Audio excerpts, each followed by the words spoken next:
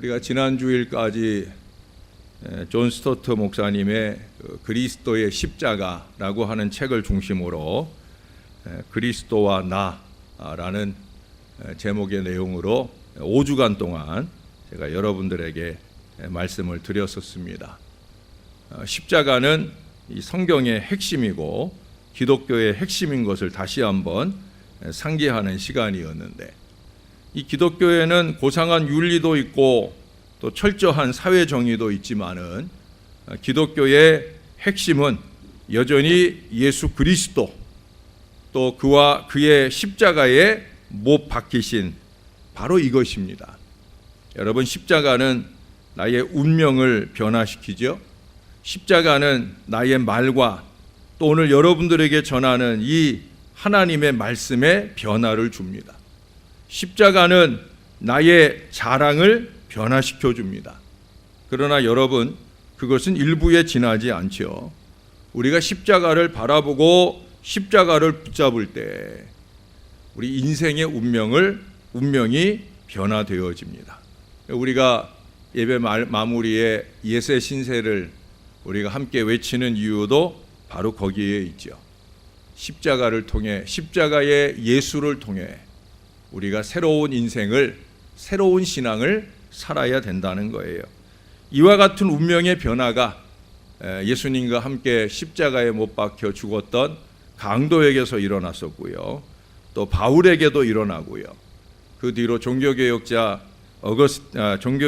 마틴 루터나 또 진제도르프나 이렇게 십자가를 믿는 여러분들과 저에게서까지라도 그러한 일들이 일어나고 있다는 거예요. 물론 수십 년 십자가를 바라보고 십자가를 믿는다 하면서도 조금도 변화되지 않는 어리석은 인생들도 있습니다.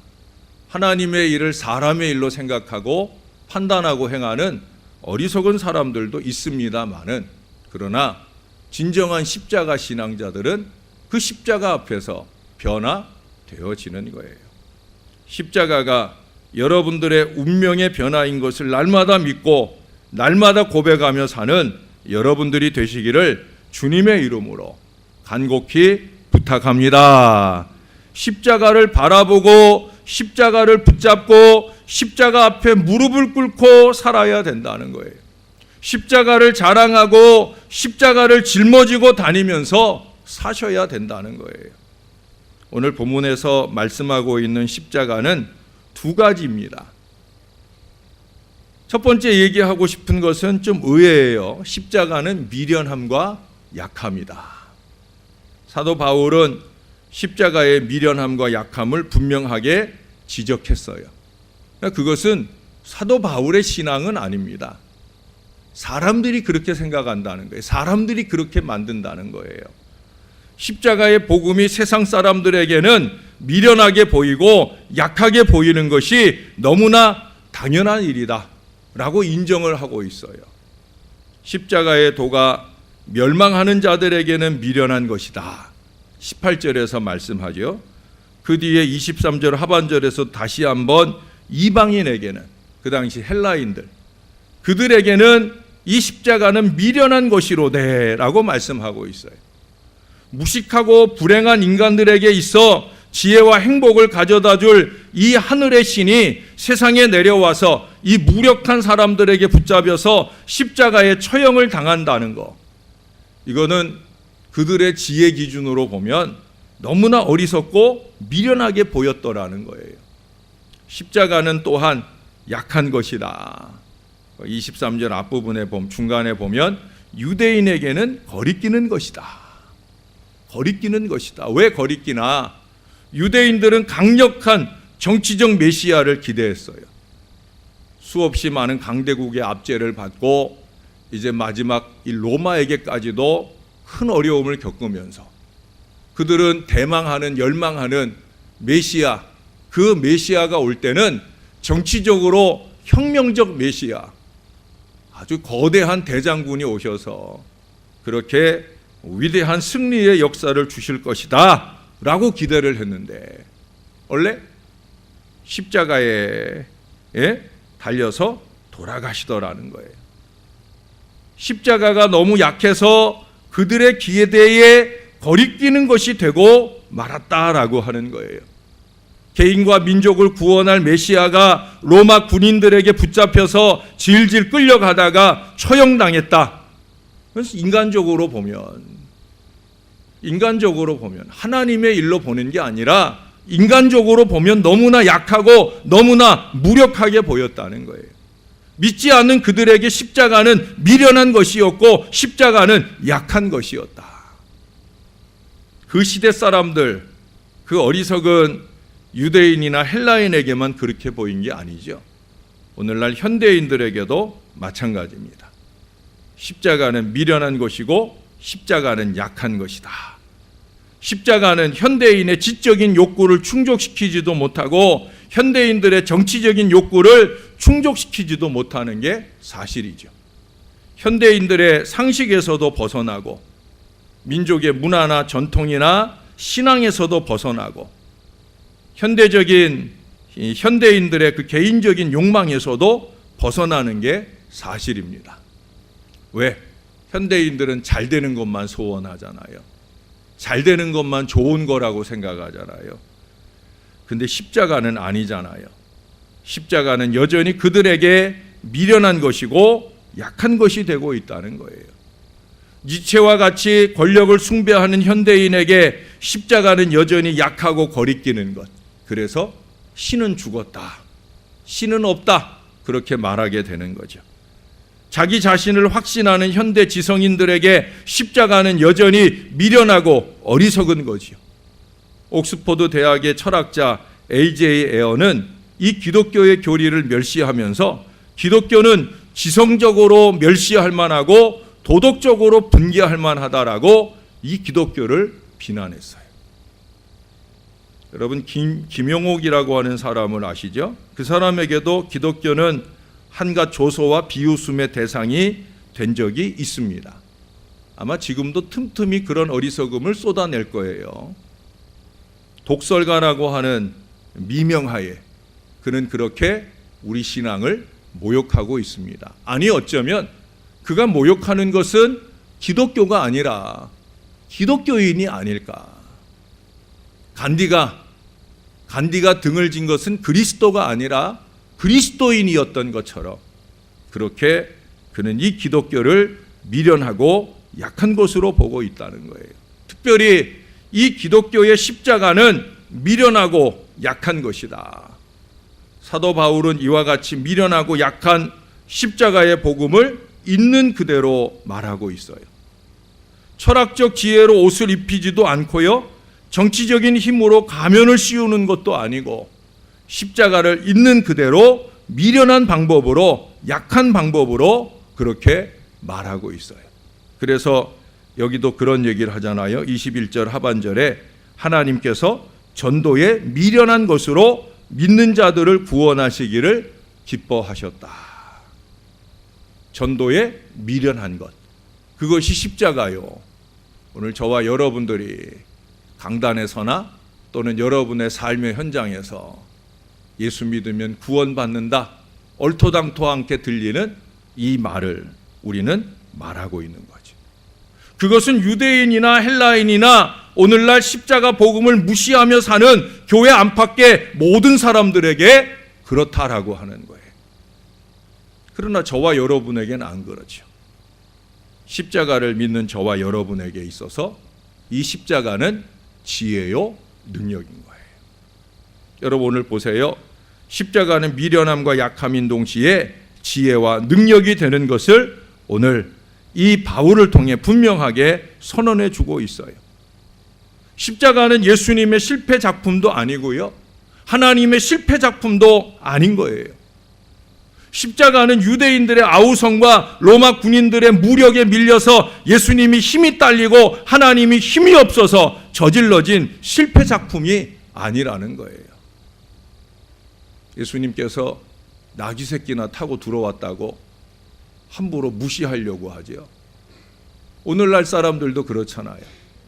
겸손하게 상대해주면 무시해도 되는 줄 알로 그렇게 착각하는 어리석은 사람들이 얼마나 많아요. 그게 십자가거든요.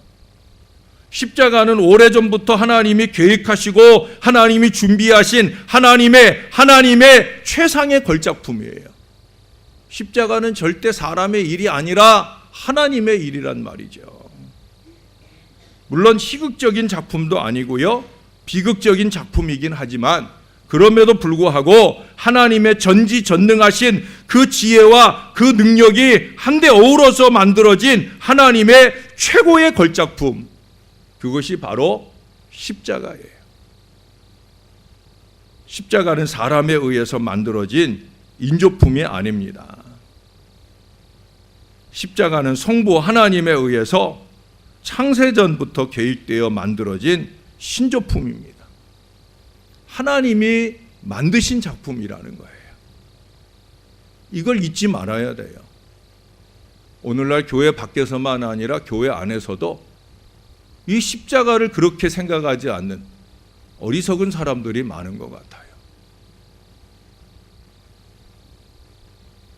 십자가는 하나님이 만드신 사건입니다.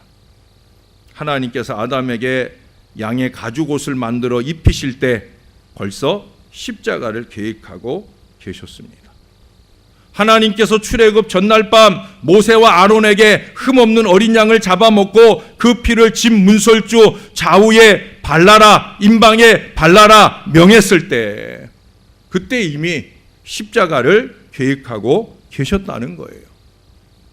하나님께서 광야에서 모세에게 불뱀을 만들어 장대 위에 달아라 명하셨을 때, 그 불뱀을 바라보는 자마다 다 살 거다라고 말하셨을 때, 십자가를 바라보고 십자가를 신앙하고 십자가 정신으로 살려는 모든 사람들에게 천국의 보장을 주실 그 계획을 가지고 계셨다라고 하는 거예요. 하나님께서는 이사야로 하여금 그가 찔림은 우리의 허물을 인함이다 라고 예언하게 했을 때 이미 이 십자가를 계획하고 계셨다라고 하는 거예요. 십자가 사건은 이처럼 사람이 만들어낸 사건이 아니라 하나님이 오래전부터 계획하신 신적인 사건이다. 우리는 하나님의 일과 사람의 일을 너무 구분할 줄 몰라요. 하나님의 일과 사람의 일을 구분할 줄 알아야 신앙이죠. 세상 사람들은 하나님의 일과 사람의 일을 구분할 줄 몰라요. 그냥 다 사람의 일이에요. 그러나 신앙의 사람은 하나님의 일과 사람의 일을 구분할 줄 알아야 신앙이죠. 왜? 우리는 하나님을 두려워하며 사니까. 그 하나님을 두려워하는 그 마음 가운데서 하나님의 일은 하나님의 일로서 우리가 받고 행해야 되는 거예요. 베드로는 그의 첫 설교에서 이 사실을 분명하게 지적해 주고 있잖아요. 그가 하나님의 정하신 뜻과 미리 아신 대로 내어준 바 되었거늘 너희가 법 없는 자들의 손을 빌어 못 박아 죽였으나.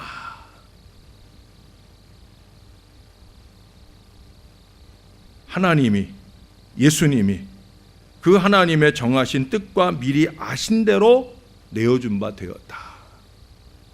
적어도 예수님은 하나님의 일로서 십자가를 지셨다라고 하는 거예요. 그러나 유대인들은 사람의 일로 생각하고 예수님을 법 없는 로마 사람들에게 내어주고 십자가에 달려 죽게 했다라고 하는 거예요. 인간의 불법이 십자가 사건을 발생하게 한 것이 사실이었으나 그러나 그것은 모두 다 미리 계획된 하나님의 섭리에 포함되어 있다라는 사실입니다. 십자가는 그런 점에서 지혜와 능력이 되는 거예요. 십자가는 하나님의 지혜와 능력이 나타난 신적인 작품이라는 거예요. 자, 그럼 나누어서 한번 생각을 해보십시다. 첫째, 십자가는 하나님의 지혜다. 따라서 한번 해보십시다. 십자가는 하나님의 지혜입니다. 잘 따라 하셨어요. 십자가는 하나님의 지혜입니다. 믿으십니까? 믿으십니까? 진실로 믿으셔야 됩니다. 진실로 믿어야 되는 거예요. 우리는 십자가를 바라볼 때 하나님의 지혜의 손길을 보게 됩니다. 죄인들을 용서하시는 은혜의 손길, 또 한편 죄인들을 심판하시는 공의의 손길, 이것이 함께 어우러져서 나타난 이 지혜의 손길을 보아야 된다는 거예요. 죄인들을 용서하시면서도 동시에 죄인들을 심판하시는 하나님의 놀라운 지혜가 나타난 곳이 바로 십자가라고 하는 거예요. 사실은 이 두 개가 함께 어우러지긴 어려운 거거든요. 그렇잖아요. 죄인들을 용서하시는 것과 죄인들을 심판하시는 것, 이것은 별개의 일이 되어야 되는 거예요. 망할 죄인은 망해야 되는 거예요. 용서받을 의인은 용서받아야 되는 거예요. 이것은 별개로 이루어질 수 있는 사건입니다. 그런데 십자가 위에서 죄인들을 향한 용서와 죄인들을 향한 심판이 함께 어우러지는 이 대단한 지혜의 역사를 이 십자가 안에서 이루어 내셨다라고 하는 거예요. 어떻게 이런 일이 있을 수 있을까? 이와 같은 일이 다른 종교에는 있을 수 없는 일이죠. 오직 이 십자가의 종교인 우리 기독교에만 있을 수 있다는 사실입니다. 아담 이후에 모든 인간들이 범한 죄악에 대한 심판을 하나님의 아들 예수님의 몸에 모두 쏟아 부으심으로 죄를 심판하시는 하나님의 공의를 이루시고, 그리고 십자가 앞에 무릎을 꿇는 모든 죄인들에게 용서와 사랑을 베푸심으로 하나님의 은혜를 나타내 보이신 거예요. 여러분, 십자가는 이와 같은 하나님의 놀라운 지혜가 나타난 곳입니다. 은혜와 공의가 함께 나타난 곳이다. 이와 같은 하나님의 지혜를 멸시하거나 대항할 사람은 이 세상에 아무도 없어요. 물론 아까 말씀드렸던 A.J. 에어나 니체 같은 이런 무식하고 건방진 인생들은 이와 같은 하나님의 지혜를 멸시하고 대항할 수 있을지 모릅니다. 그러나 여러분, 그들도 결국은 후회로, 그들이 함부로 말했던 것들을 후회로 끝냈던 것을 우리는 기억해야 합니다. 왜? 그게 하나님의 지혜 앞에 인간의 한계거든요. 하나님의 이 말씀이 담아있는 지혜 앞에 감히 어떤 인간도 그렇게 함부로 말할 수 없는 거거든요. 이 세상과 우주의 십자가에 나타난 이 하나님의 지혜를 감히 멸시하거나 대항할 사람은 아무도 없는 거예요. 십자가가 진리고 예수님의 말씀이 진리잖아요. 십자가는 하나님의 지혜입니다. 십자가는 하나님의 지혜입니다. 뿐만 아니라 이 십자가는 하나님의 능력이기도 하죠. 한 번만 더 따라해 보십시다. 십자가는 하나님의 능력입니다. 하나님의 능력입니다. 십자가는 하나님의 능력이에요. 여러분들이 입술로 고백한 대로 이 능력이 여러분의 삶을 주도하시는 은혜가 있기를 주님의 이름으로 축원합니다. 우리는 십자가를 바라볼 때 하나님의 능력의 손길을 보게 되는 거예요. 십자가는 외형적으로는 약해 보이죠. 아까도 얘기한 대로 실패같이 보일 수 있어요. 그러나 십자가는 하나님의 능력이 나타난 곳이에요. 저주받을 인간을 구원할 하나님의 능력이 나타난 곳이다. 오늘 본문에도 그러잖아요.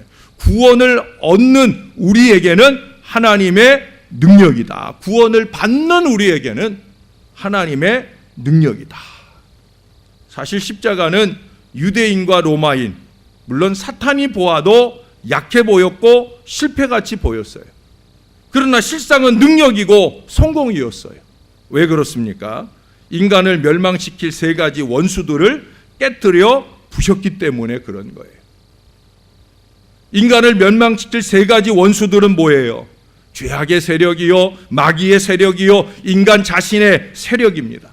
그런데 이 십자가는 이 세 가지 원수들의 세력을 깨뜨려 부셨다는 거예요.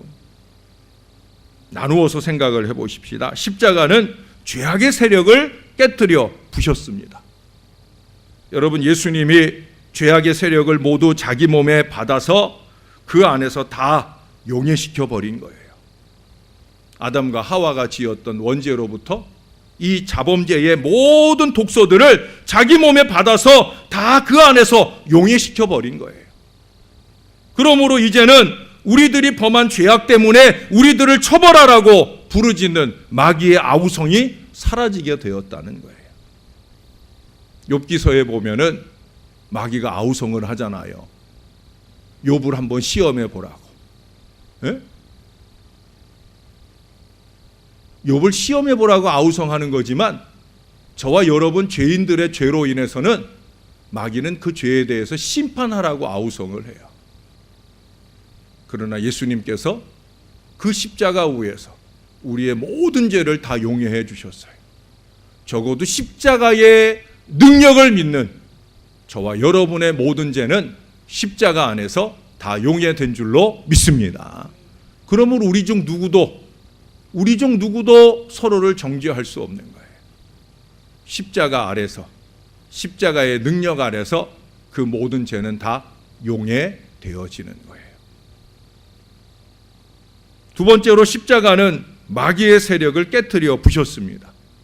사실 마귀는 예수님이 탄생한 때부터 예수님을 대적하기 시작했죠. 마지막에는 십자가에서 예수님을 공격했어요. 마귀는 예수를 십자가에 못 박아 죽임으로 자기가 승리한 줄로 그렇게 착각을 했었습니다. 언제나 마귀는 이런 착각을 해요. 언제나 마귀적 인생들은 이런 착각을 합니다. 그러나 예수님이 마귀를 결정적으로 때려 눕힌 곳은 바로 십자가 위에서였습니다. 마귀는 죄지은 인간은 대적할 수 있었지만 거룩하신 하나님 그 자신을 대적할 권리는 없거든요.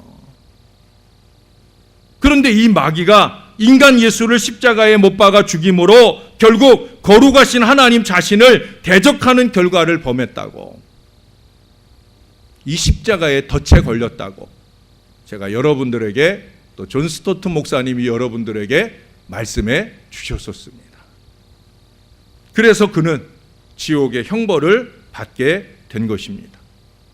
여러분, 십자가는 패배가 아니라 이 마귀의 세력을 깨트려 부수는 승리였다는 거예요.